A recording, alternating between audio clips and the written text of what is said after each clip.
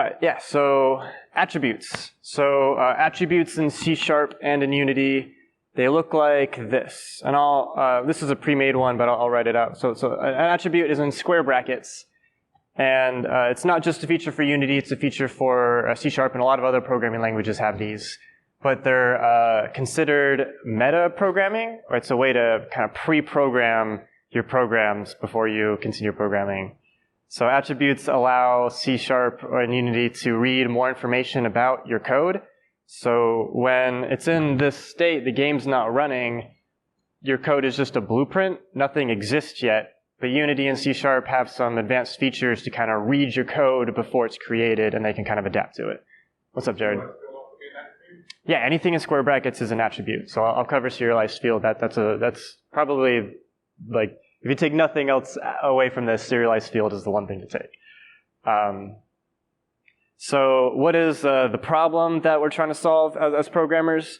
So when we look at stuff like the player, there's a lot of times you develop games on a team. So there's like your world builders, your designers, your game players, or like your playtesters, and then like your programmers. And so your programmers have to make the tools that your world builders use or that like your level designers use. So the programmers have to kind of give hints, like what is this, what are we trying to do here? So like what does the projectile what is the projectile prefab? You guys know what it is because you watched me code it, and if you're just on a single programming or just a single team, you can remember it, or because we did this thing with the developer description, you can leave yourself notes. But say you come back to this a few months later, or someone else is supposed to come in behind you and fill that with something, what do? So attributes are a way to give more information about your code, and you can also do some really cool things. So I'll get started on that. So I'm using the space shooter game. We won't change a whole lot with it, but I want to. I'll use this as a base just because this is what we've been working on.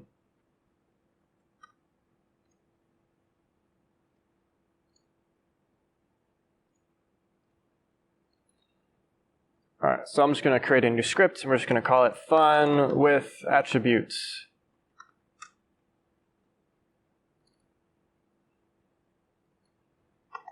All right, so I'm going to show a couple things real quick. So we're going to have a public string,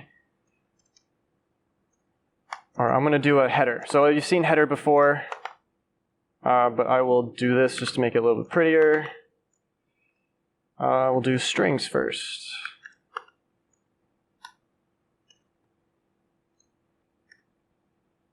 So right now I'm getting an error. It's because most headers or most attributes need to attach to something, and so a header is going to attach to a field. So strings, we're going to do a public. This is a string. It's a regular string, and I'm going to do a private string.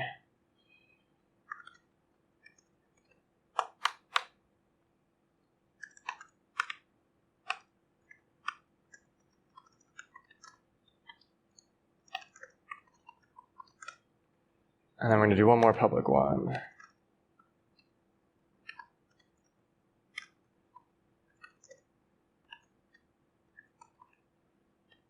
All right, so we're just going to do strings first. So the header, I don't need this. Just kidding.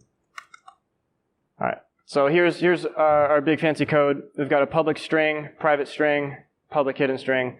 So public and private, those are access modifiers. There's a few more of them, but you only really need these two, public and private. There's more things if you get into inheritance, but right now we're just going to deal with public and private. We use these because of encapsulation. The idea is that scripts should only have access to exactly what they need and nothing more. So if nothing outside of this fun script needs the private string or needs a string, then it should always be private. So always make something private before public. Well, let's see a little bit about the information we have here. So we've got a public, a private, and a hidden string. I need to put this on an object.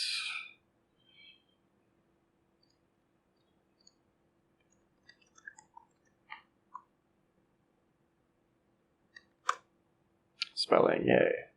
All attributes. All right, so here we've got our strings. So that's what the header does. The header is really cool because you can kind of section off your code.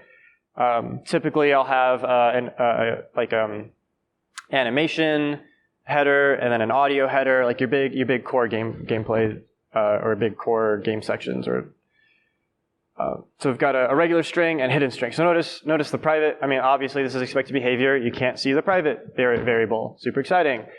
But you can see the regular and the hidden one. So the behavior that we want is this private string. I want to be able to see it in the inspector, but I don't want it accessible by a different script. So any other class, I don't know if I can do that in here. Any other class can access the regular string just by doing funwithattributes.regularString, but they can't access the private one. But we can use this header called serialized field. No arguments. All these will have spaces for arguments, but you don't really need them. I guess header does, but for the most part, you can just do this by itself. So serializing, it's a big fancy word for Unity is going to read the script before it gets run and can save some information about it. I can go into way more detail with serialization if you like, but for the most part, it just means you, the developer, can see it. Before the game runs, you can see information about your code. So if I come back into here, private string is now visible. So it's still following encapsulation because no one outside the script can see it except for the developer. So that's a good way to say, like, keep everything you can private and then add serialized field to it so that you, the developer, can change it and you're not breaking encapsulation. So from now on, you should never use public unless it is actually indeed public. Always start private and make it serialized field first. Some other things that I want to do with these strings. Actually one more. So we can do the opposite. So hidden string, there's also this one called hide in inspector. And don't worry about memorizing all of these. I'll have a list, or I've got a good resource I can send to you about like where I found all these. So you'll have something you can look back on. So hide in inspector does the opposite. This is a public string, and I'm going to hide it so that once it recompiles, hidden string is no more. So why would you want to do this? Maybe you've got something public, but you don't want the programmer to mess with it. So maybe we want to know, you want it to be really easy to find out like how many, we want a public variable, but we don't want the developers to change it. Because the idea is that if you can see it in the inspector, then you should be able to touch it and change it. So if you want it to be public, but don't want the developer to mess with it, hide in inspector.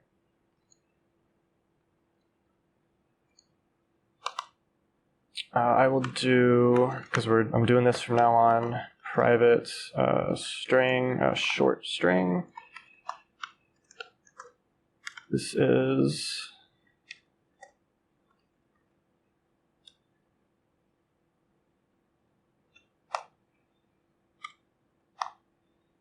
okay, but we want a few more of these. We want multi-line string field. So the behavior that we're getting right now is that these regular strings are truncated. They're really short. So if you're trying to have like your dialogue for what characters say in the inspector, that sucks. That's only 100, or that's less than 100 characters. So in order to see what the rest of the message is, you have to hold down the right button and scroll all the way over to it. That sucks. So we can fix that with attributes. So and you can also give multiple attributes. So I can add on top of serialized field, and I can add multi-line. So I think it's just multi-line. Yeah. And then there's another one that is text area. So one of these is good, one of them's bad. I think text area is the best one. But let's see how these change. So Unity is going to compile and re-update. So the multi-string, the multi-line looks kind of cool so now we've got more space. Now we can see that these are more than just one sentence. Maybe if your character has more than one lines of dialogue, you can visually see that. The multi-line is cool, but I think the field or the text area is best. The text area comes with a scroll bar. So text area, you can scroll up and you can scroll down. The multi-line doesn't do that. It kind of has the same behavior. You have to navigate to it using your ups and downs. I wonder if we can do, can I say like 10? What if I give it an argument of 10? I guess that doesn't fly. That's right. So you can't set how big you want it. So it stays to 3, but you can scroll up and down. So I use this anytime my characters have dialogue in a game. I definitely give them multi-line or text area.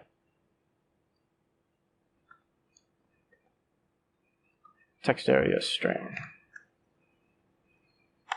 Text area. Sweet.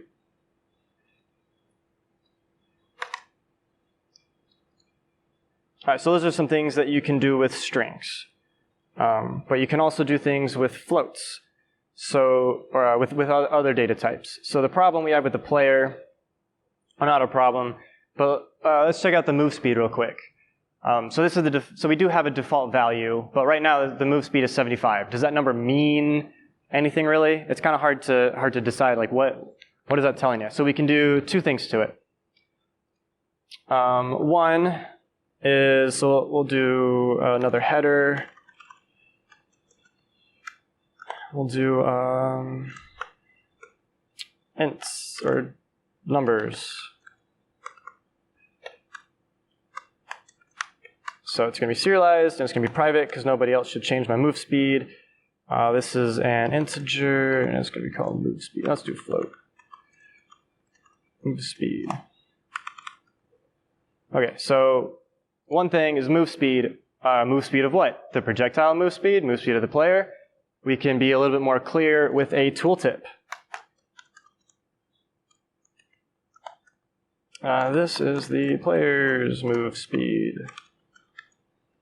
So what tooltip does, it needs an argument. You have to give it a string. But if we go over here, let Unity recompile, we're messing with the fun with attributes. If I hover over move speed, it pops up a little tooltip right over here. So this is the player's move speed. Way cool. So if you forget what's going on, you can look at it. There is no, unfortunately, you have to do it twice. So if I want that same behavior inside the editor, I have to do, I did 3 question mark or forward slashes in a row, and it already made this. So I think you've seen this before. But now if I hover over in my script, it'll show me the tooltip as well. So tooltip is for Unity. So now Unity will recognize anytime I hover over this. And then because of this XML tag, which I think is, I think it's a Visual Studio feature. It may not be, everyone, or all your compilers know to ignore it, but I think this is more of a Visual Studio feature. But now you can hover over that and you get more information. So if you come back after a year of leaving your game on the burner, you can hover over it and get some more information out of it. Second problem I have with the player is what's the range? What's a good expected value of this number? Is 76 a little better, or is like 100 a little better? So we can give it a range. So we can give it a range. Let's say -5, or no, let's do 0 to 100 seems good. How about 50 to 100? That's a little bit more. Yeah, so range 50 to 100, same thing, move speed. Let's recompile. There we go. So now we've got a cool slider. So now there's a clear to the game designer. The guy, you wrote code for this guy. He says, okay, the move speed should be capped at 50 and probably shouldn't go any higher than 100. And they can kind of tinker with it and find, this is the expected value. So nobody's going to go over to your player and be like, oh, move speed, -75. They've got a clear idea. I think in the editor, what happens if we do -100? Can I do that? No. So in the editor, you can't even do 100, like it caps it. As far as the editor is concerned, that's a cap. That is not the case in game. So if I do move speed is equal to -1000. So this is more of a visual feature for the editor. This doesn't affect your code at all. If I start the game, you should see this should go into the -1,000. Yeah, so that's not a hard and fast lock on your code. That is a visual thing for the developer. It just affects the inspector, if that makes sense. There's other ways to get that behavior, but I'm not going there just yet. Right, so that is the float, but we can do, does that do, yeah, that also does decimals, so that's pretty cool. What other numbers have we got? So we can do ranges.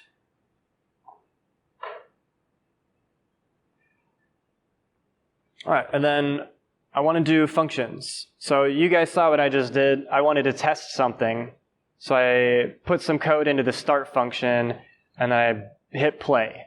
And then I had to boot up the physics engine, wait for the GUI to populate. That's a long time to test one line of code, right? Like I had to boot up the entire physics engine just to test if this number was working. So let's see if we can speed that up a little bit. So we have an attribute. So I'm going to make a function. I'm going to make it private. I'm going to make it void, and it's going to be called test move speed. So I'm going to take this out of here, put it in here. All right. So what I want to do is I don't want to have to play the game to test this one line of code. I just want to test a little bit of it. So we can use, I think it's called context menu. Yeah, context menu. So there's two. We'll just do the menu for now. It needs a message, like what do you see? So we're going to say test the move speed. And then what function? That's the function context menu. Nope, just kidding. This is, the item name is validate function. Context menu. Yeah, okay. Oh, so all we give it is just the name, So we're going to say test move speed.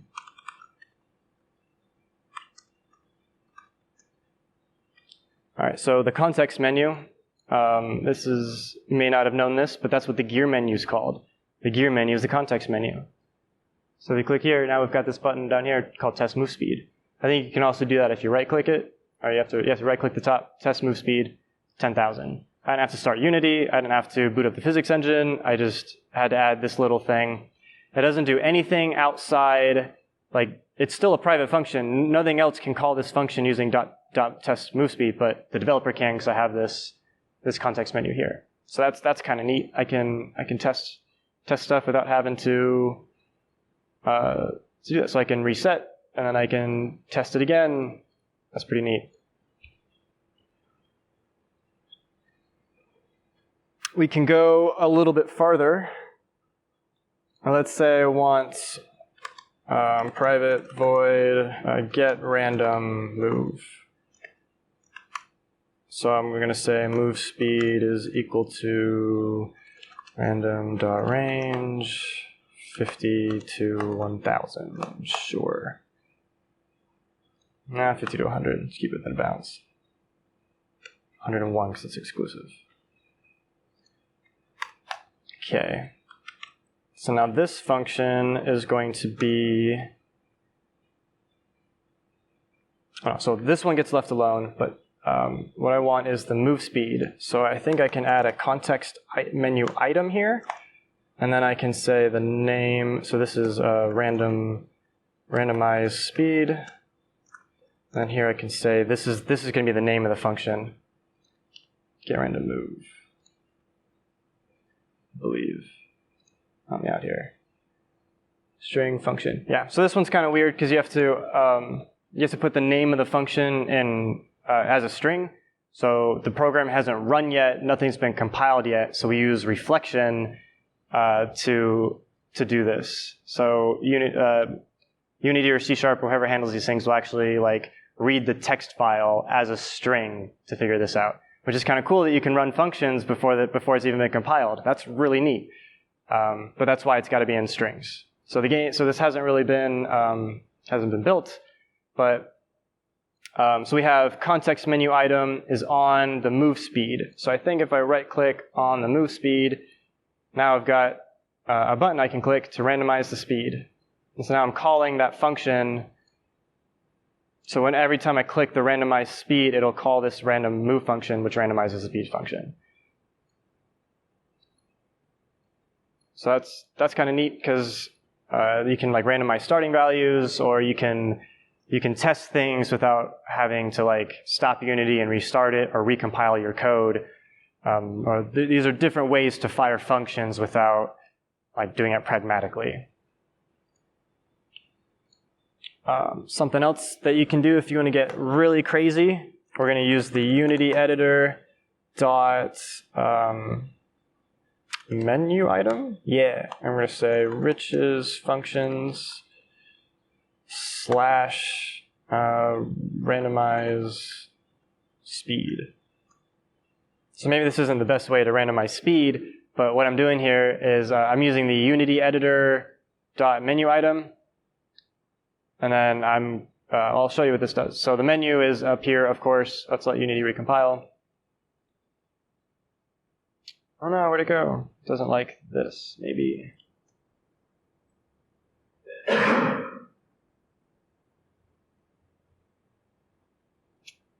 Oh, let me double check. What have I done so far? Menu item. Yeah, versus functions, create a sphere. Because it's not public static. Should be static.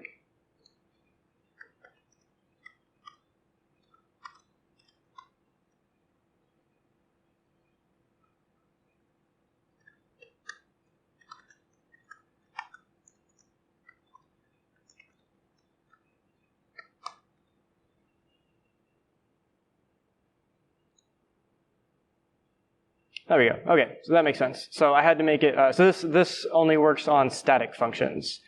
It's because if it works on a member, this hasn't been created yet, because this is all before compile time. So what I'm trying to do is, up at this menu, I now have a place, like my own little menu, and here's that button for randomize speed. All right, I changed it. So it debugged. So I changed, so pardon my really quick and dirty fast scripting, but I called this function from the Unity editor from clicking it, so it doesn't change the move speed. It just logs to the console. But here I've got my own editor function, or my own menu that I made, and I can do whatever I want just from the menu. But keep in mind that only works on static functions. So you can do it, yeah, because this is a member, so that makes sense why you can do it, because this is like an instance of the fun with attributes. But this doesn't know what, so that makes sense why it has to be static. So let me just kind of copy this, get rid of this.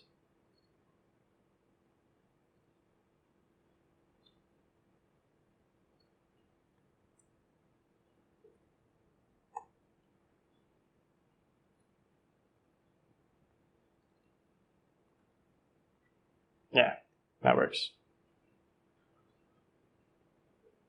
All right. Any questions so far? All right, I'll keep going because I've only got a few more to do, so there's not too many. This one is really cool. Private void old function. So this is system.obsolete. So this is a C# one.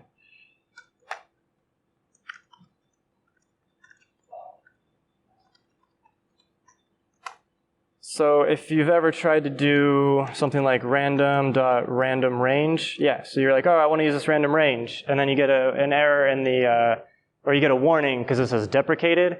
So this is an old function that Unity they've said, don't use this one, we're going to get rid of it. It's still here so it doesn't break your project. So it's been deprecated. So don't use random range, use range instead. I bring that up because we can do the same thing.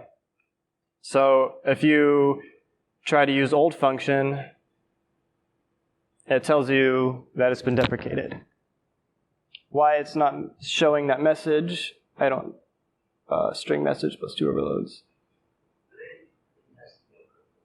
What's up? Yeah, let me try it.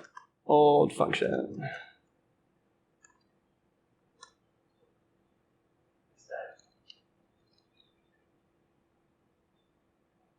deprecated. Object reference is, oh, because it's, what? Oh, this is static, right. There we go. There we go, yeah, it's obsolete. Don't use this, use a different method instead, so that it shows my message. Yeah, thanks, I had to actually do it. So it'll let me run it, it'll do it, but it'll mark it in green to let me know that, hey, maybe in a future release this won't work anymore. So you can do that with your own code too, to kind of self-document and remind yourself what's going on.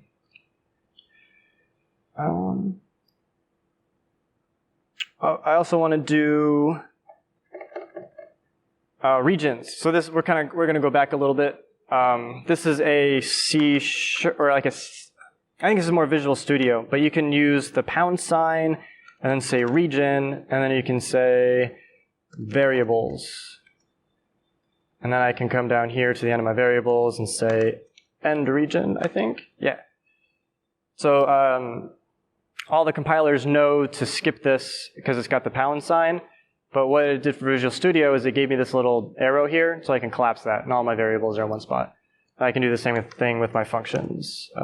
Region functions. I come down here and just say end region.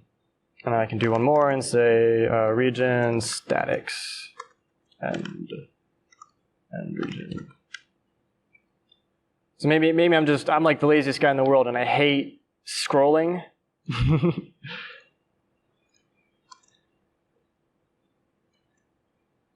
So here we go. So the functionality has changed, not one single bit, but now I can expand these. Like, oh, there's all my variables, there's all my functions, there's all my static stuff. So I can keep it organized for myself. You can use whatever, the name doesn't matter at all. It's just the pound region and then pound end region. A lot of editors do this. I know Sea Lion, if you ever use Sea Lion, they just do region like this. But every IDE is different. This is, oh, hey, man, well, Visual Studio, that's so cool. They're pretty smart. All right, so you can do it. You don't have to use the pound. You can do just 2 comments and do region and then end region. And that'll accomplish the exact same thing. That's cool. All right, let's see if we can do like one more thing, and then we'll be done. What's something that I missed? Properties. All right, any questions about this so far? All right, so I'm going to do another one. This one's kind of convoluted. Give me a minute just to set it up real quick. So I'm going to create this with so this is going to be no class. This is going to have a cube.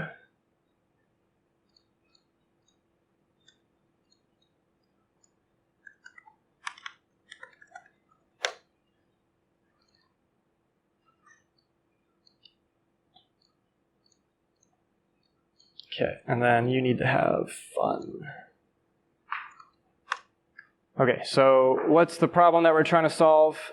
Well, whenever I click on this cube with no class, or whenever I click on these cubes, I get the Unity selects the box collider, or the mesh renderer. So that's not the behavior I want. So this happens a ton if you've got a 3D model where every arm is a bone, and it's like the hierarchy is like 100 things deep with every bone connected to a bone connected to a bone. If you click on a 3D object, you click on its hand, like you haven't clicked on its hand, you've clicked like 10, like you have to click up. Like I just want to click on the character controller, but instead I click on its hand and I have to navigate through the hierarchy back to the base class. So that's kind of what's happening here. When I click on the cube, I get the cube. I want the parent object, not the cube. So I'm going to go to my fun with attributes. Hey, take it easy, Jared. Thanks for coming. Because you can put attributes just about anywhere. So I'm going to put it at the class level. So then it's going to be selection base. So selection base means that when I click on the left one, I'll get the cube. When I click on the right one, still get the cube. That's not cool. I want the whole class. Selection base.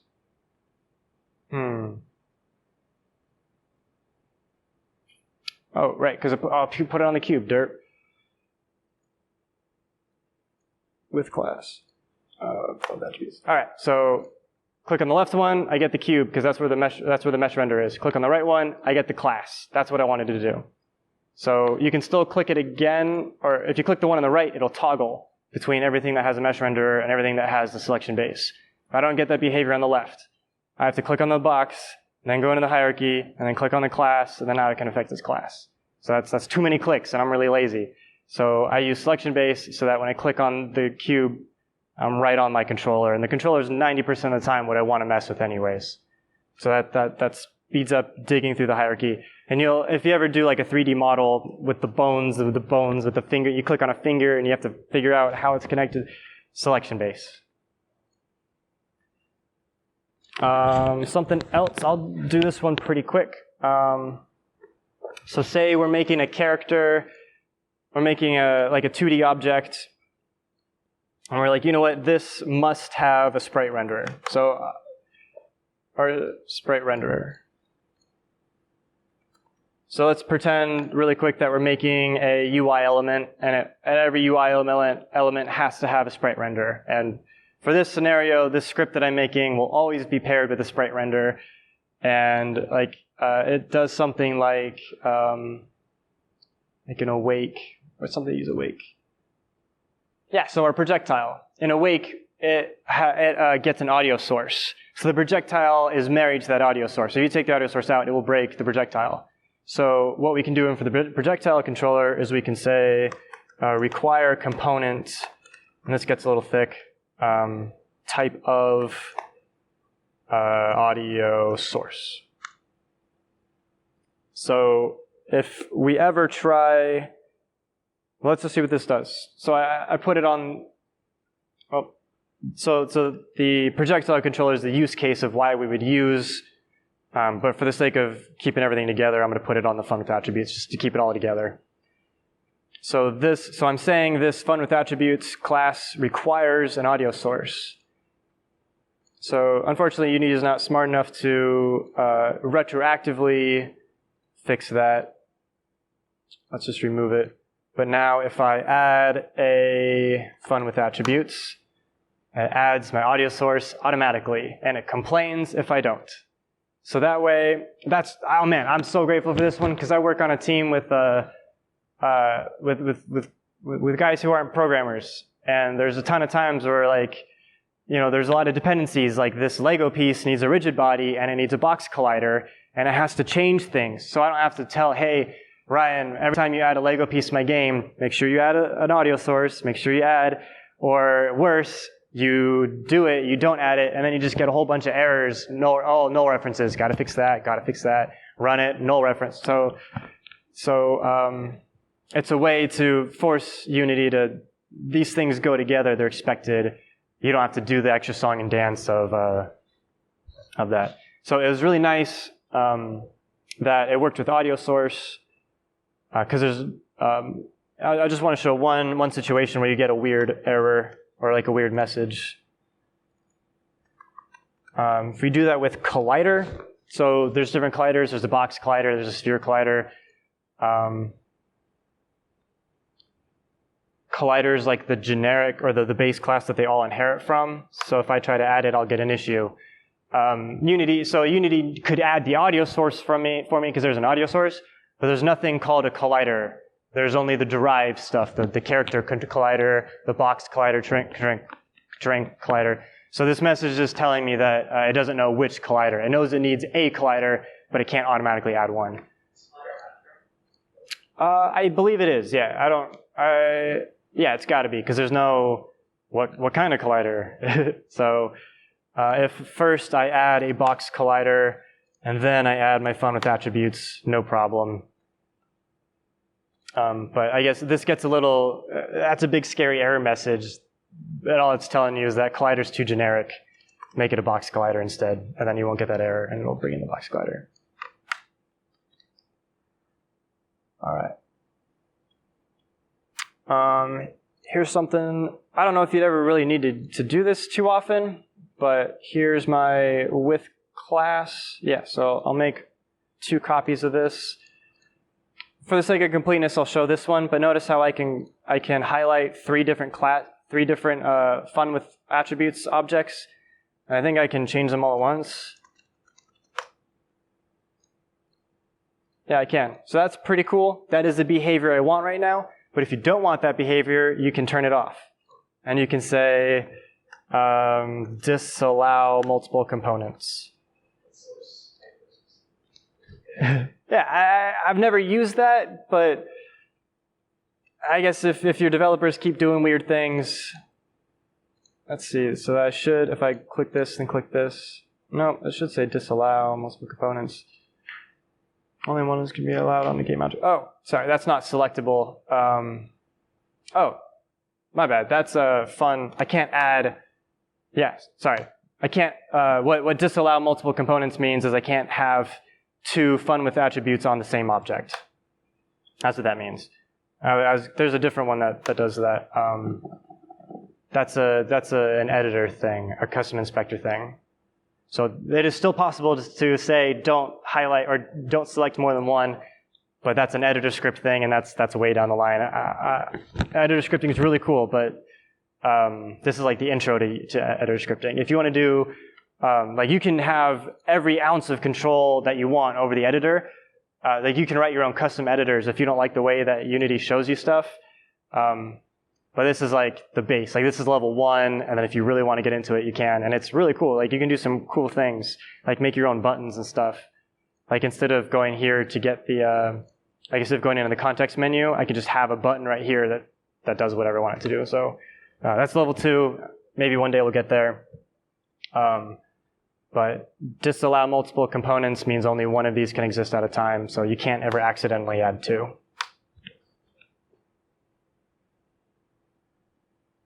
All right. Oh, this one's an easy one. Space. I forgot to do space. But this one's kind of obvious. Space with a number. It's right underneath private string. Oh, hidden. That's hidden. Oops. Just be clear. You're attached to this guy. Short multi-line. Yeah. So space adds space to your script. So now there's a big blank line there because I've got 50. I don't know what it means by 50. Is that 50 pixels? Not 100% sure what that means, but I've got 50 spaces, I guess. All right, the last one I'm going to get really weird with, and then we can be done. Execute in edit mode. So say I put something in update. Where's my functions? Update, transform, dot position, nope, let's just say translate.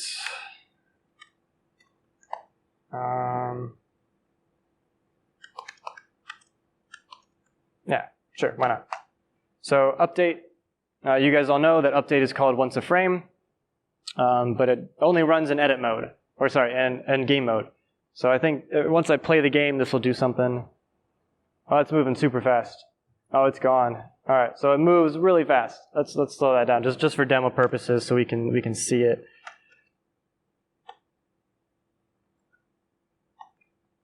Yeah, so you can see that when I started the game, it moved very quickly, and I had to stop the game, go into the script, and change it. And I'm lazy, and I don't like doing that. So I'm going to do a really quick. I'm going to make it serialized. I'm going to make it private. Private, vector 3, move speed. All right.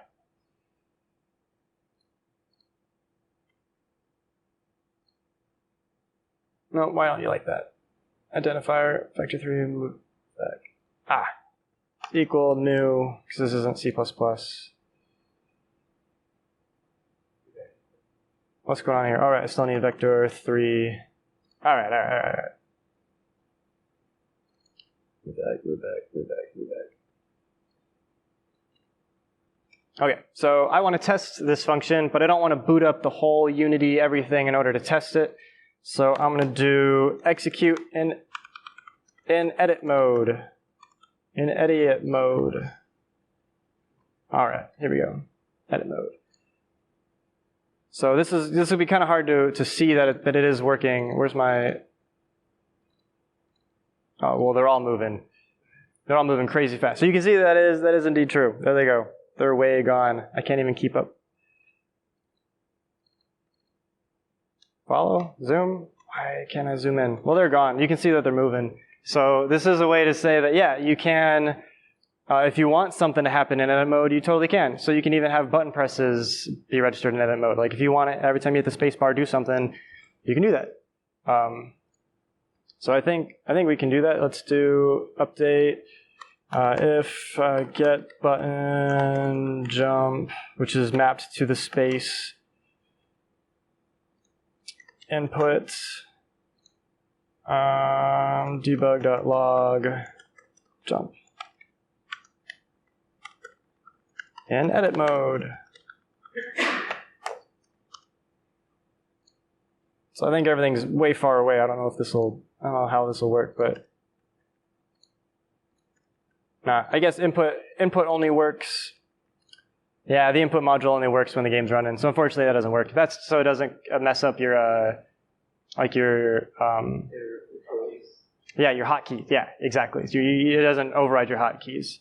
So that's too bad. That's unfortunate. But it can still respond to like other things. You can still reset it, and it'll keep moving. So like if you want to visualize your platforms moving back and forth while you're building the level, you can do that. You don't have to play the game and memorize where you put the levels. You can have your platforms or like your enemy spawners spawn while you're editing the game, which takes up a little bit more performance, but it can help you with iteration time because stopping the game, starting the game, stopping the game, it's speed up your game development time by using attributes because they're so much faster and there's more communication happening. And maybe you can make prettier scripts so yours look a little bit better than this, but just a quick recap. I'll post the script. Like all this will be on the GitHub, so you can see all these. I've got a better one that's a little bit more commented out and a little bit more readable. But here, you can call functions without starting Unity. You can call functions from. You can make your own windows or make your own menu items. You can make your own right-click items. You can have your own tooltips. If you take nothing out of this, hopefully it's at least, if you take one thing away from this, maybe it's serialized field. If you take 2, tooltip. If you take 3, header. Just those 3 things will get you mileage. Serialized field, I use this everywhere, like 100 times in a script. Everything is serialized private because very rarely do things need to be public. But I still want to see them, and so you can make them private. Because if you make it public, then you have to remember to go back and make it private when you ship the game. But in this way, it's always private, but it's serialized, so you can see it. Any questions so far? All right, I thought of one more, and it's complicated. Do you guys want one more, or are you kind of done? One more? Okay, so what's the problem? The problem is I have my own struct. So this is going to be called a rich struct. So a struct is just a class. It's just a little bit more lightweight, but it's almost identical. It's a struct. Oh, no. Just kidding. Struct. Let's get rid of all this. So this is just the data type. It's just going to hold, I do want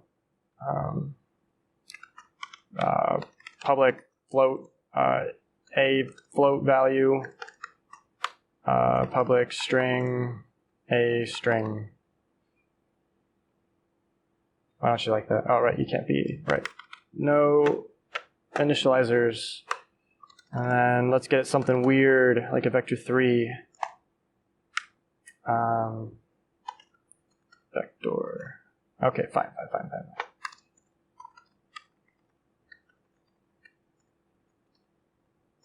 Okay, so let's say for some reason you need a struct. So when I was working on the Battle Royale game, everyone knows the zone wall, the collapsing, the eye of the storm that it moves, and it has it's going to move at this speed, and it's going to go from this size to that size. So let's just, generally speaking, this is the center point. Then it's going to have the speed, and it's going to have a size name because it's a string. So for whatever reason, you've got a struct that holds, like I just need something that holds these three variables that are related to each other. Going back to the, let me get it set up real quick. So let's just put this one at the very top. This one is called, for lack of a better word, that's going to be called the Eye of the Storm array. Or no, it's going to be called the Storm Cycles. Because ideally, so the idea is that there's going to be 10 of those cycles. Private rich struct, it's an array, and there's going to be 10 of them. So these are the phases of storm. All right, so you kind of see what the idea is. So there's going to be 10, and it's going to move slow at first, then a little bit faster, and it's going to go through 10 of these. So you kind of get what I'm doing here. But if we do, so if we go into Unity, those guys are way gone, but we can still see nothing happened, nothing changed. That is because this is a really complicated struct, and Unity doesn't know how to read it right off the bat. So if I did serialized field private vector 3 vec array, I can't remember how to do this.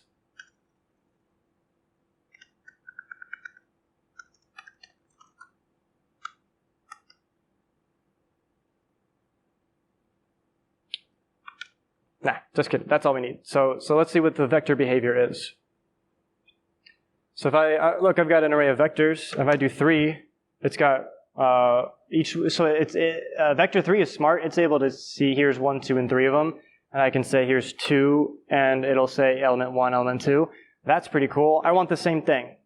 Granted, vector 3 is using a custom editor. We're not going that far, so it won't look the same, but we'll get the same idea. So all I have to do is back in rich struct, system.serializable, which means Unity can read this before the game's run, before it's compiled and ran. Unity is able to read these items and then keep a sticky note with their values. And there it is. Here's my phases of the storm. There's gonna be 5 phases. And element 1 has a speed of 5. It'll be, phase 1. Haze 1, it's going to start here. At this point, now element 2, it's going to move a lot faster. I don't know. And then you can kind of see, so then I can get rid of this. So you kind of see what I did there. So now I have an array of really complicated, of a complicated data structure, and it's all in the same place. So all these, so it's a way to keep your data together, because all those things are related to each other, and then you can also keep it in an array. And that's, I don't know, I think that's pretty cool. So that was the really big driving force behind attributes for me, was that when I was doing the battle royale, and I wanted that behavior, where I wanted to be able to see all these without, itemizing it out. Because I think Unity can do one by itself. I don't know, I'm curious, I'm gonna play with it. Let's just do a single rich struct. I'm gonna be lazy. Yeah, serialized field, private, rich struct, just one. I think just one will work, but hey, take it easy, Albert. Thanks for coming.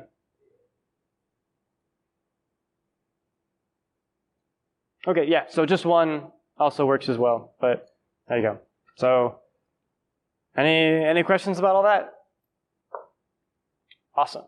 So it's a lot of information. You don't have to go back through your code and add all these in right now.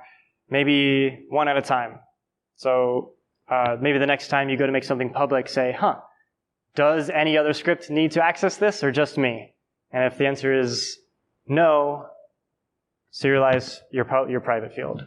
And you get the exact same behavior, but your code is safer It's a lot easier to debug private stuff because there's only one place that all that can go wrong. It's just in this script. If it's public, anything can go wrong anywhere, but if it's private, it's just here. So that'll help keep your code concise. It'll help keep it encapsulated, so that's really easy to debug, and it'll speed up your development times. We can all make games. We can all make better games really quickly. Cool. Thanks, guys.